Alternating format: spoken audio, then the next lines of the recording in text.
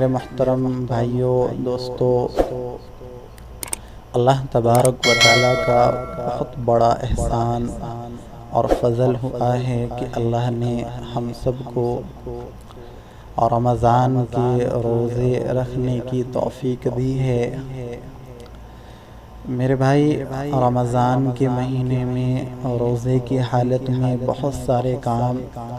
ایسے ہوتے ہیں کہ جن کے کرنے سے ہمارا روزہ ٹوٹ جاتا ہے،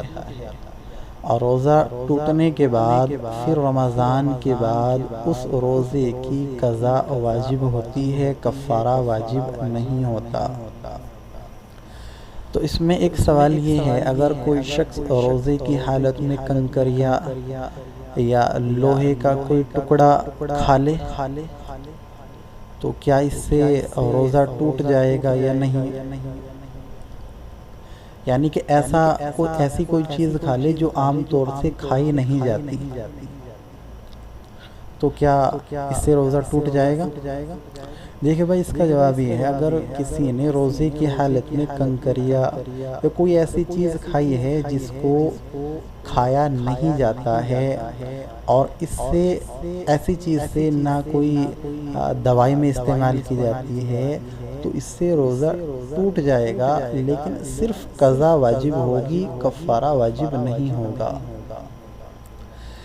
ایک سوال ہمارے سامنے یہ ہے، اگر کسی شخص نے بھولے سے کوئی کھانا کھا لیا یا پانی پی لیا یا کوئی اور چیز کھا پی لی، اور اس کے بعد اس نے یہ سوچ کر کہ میرا روزہ ٹوٹ گیا، حالانکہ روزہ بھولے سے کھانے پینے سے نہیں ٹوٹا، لیکن اس نے یہ سوچ لیا کہ میرا تو روزہ ٹوٹ گیا ہے، اب اس نے کھانا پینا شروع کر دیا، تو اس صورت میں روزہ ٹوٹ جائے گا، لیکن کفارہ واجب نہیں ہوگا، صرف قضا واجب ہوگی۔ یعنی کہ رمضان کے بعد اس ایک روزے کے بدلے میں صرف ایک روزہ ہی رکھنا پڑے گا۔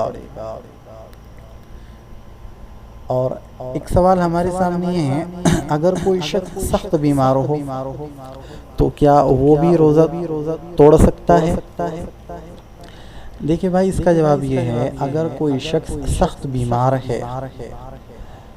اور بیماری کی وجہ سے روزے کی وجہ سے بیماری کے بڑھنے کا خطرہ ہے،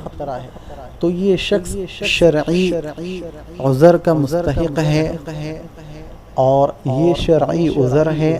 اور اس وجہ سے روزے کا توڑ دینا صحیح ہے، غلط نہیں ہے، جائز ہے، لیکن اس کی قضا کرنی پڑے گی